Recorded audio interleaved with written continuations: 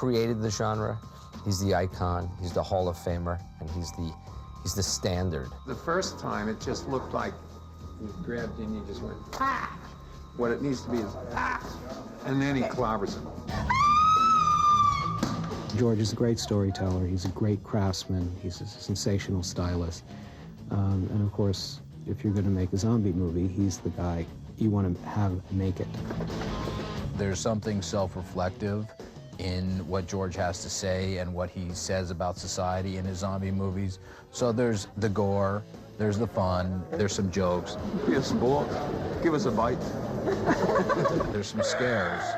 But if you want it, it's, you know, it's reflective about society today, and I think he elevates the genre in that way. Yeah, that's what I'm saying, but it's more than just a close-up. Being a young film enthusiast growing up in Pittsburgh, I was a fan of George's movies. I went to Rome to write the script for Dawn. My wife and I were out at a restaurant, and this young boy came over to me and said, "Are you George Romero?"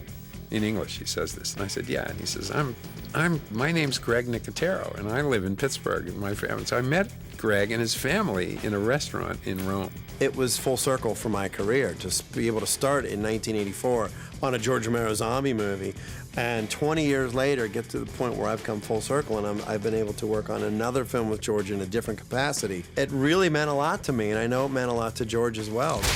You said to George Romero zombie movie, it really opens up the parameters and the constraints and restrictions on the type of film it can be. It can be politically incorrect. It can have a bit of a go at this. It can push things a little bit too far in that way. It can be violent.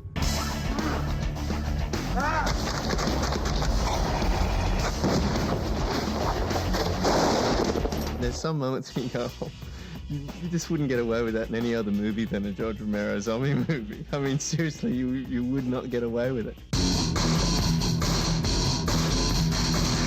But for me, to be on the set in those moments is kind of like, I feel like a kid. This is good, you know.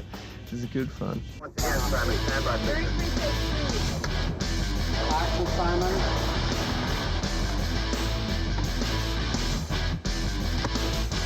Look, I'm telling you straight out, and this isn't just bull for the DVD.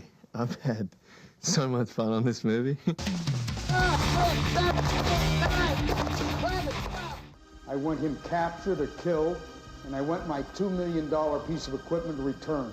I've always admired George Romero. You know, his film came out around the same time as Easy Rider came out. I think a little bit before, maybe. But it's a thrill working with him, too. It's fun. Guys, we getting close? Yeah. There. God, I should never do What is it? I hope I don't get too... It's apple juice. Oh, okay. I met Dennis one day. We wound up chatting mostly about the 60s. We're both guys who I think were disappointed that the 60s didn't work out the way we expected they would. So we wound up just, in that meeting, we hardly ever talked about the script, except Dennis said, I don't want to go over the top with this guy. And he said Rumsfeld, he said, I'll play him like Rumsfeld. And I said, that's exactly where I'm going with this. Ozzy I've known since she was knee-high, because her dad basically caused my Dawn of the Dead to happen. Dario brought me to Rome, and I wrote the first draft of the script for Dawn of the Dead in Rome, in a little apartment where Dario put me. And then he came to Pittsburgh. We collaborated on a film called Two Evil Eyes, and he brought Ozzy with him when she was, toddling about. So I've known her for a long time, so she feels like family. She's great, she's wonderful.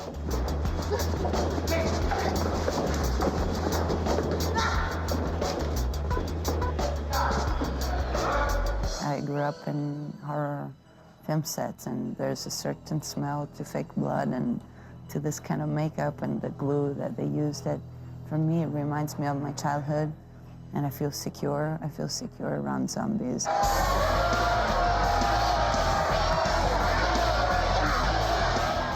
Here we are, where all the zombiness happens in most movies. It's the special effects trailer.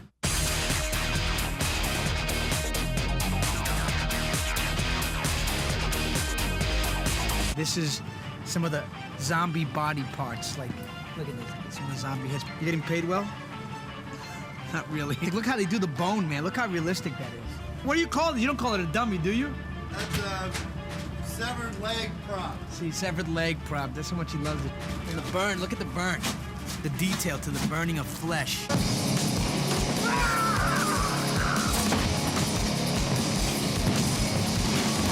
Now, you play Pretty Boy. He plays Pretty Boy, but there's nothing boy about it, as you can see.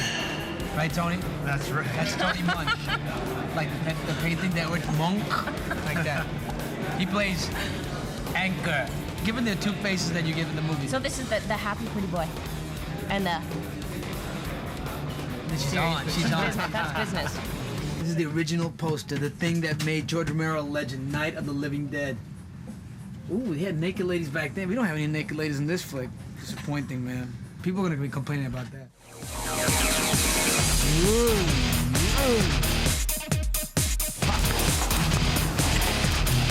I say Mario, but it's Mario Moreira. Right. Who's props? Prop master, yeah. You had the most. I had a lot of props, man. I've always had a gun in every movie I've done. How about Asia with her props? How was she with the props? She had that wicked G36. Did you see her pit fight? She loved it. You can tell what kind of girl she is though in real life, because after every cut, she was like, big smile. After you can tell she's like in bed, right? Right. Thanks, man. For a more advanced zombie, the eyes are much more glazed over. But then for some of the newer ones, we wanted them to look kind of painful. So we went with the red outer rim, and then there's a little bit of blue. Anatomically and physiologically, if you're dealing with a rotting body and the muscle's breaking down and the flesh is breaking down, I wouldn't imagine that they would become more animated. I would imagine they would become less animated. It's harder to walk. They, you know, their muscles don't work like they used to. Their bones are more brittle. We did a whole bunch of good chunky bite marks with some flesh hanging out. He's always looking to keep the standard up here. Is why do this at all unless we're going to do something new, number one, and something of a certain standard so that it's going to really get to the audience, you know, really kind of entertain them in a kind of a gruesome way. We've built all the puppets with a reservoir in the back of the head so we can film with blood. And we have various skull pieces, and the idea is that this all gets closed up and all of these pieces get put back together like a big puzzle.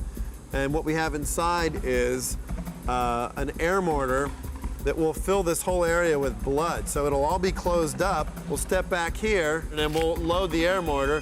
So you'll get 3, 2, 1, blam!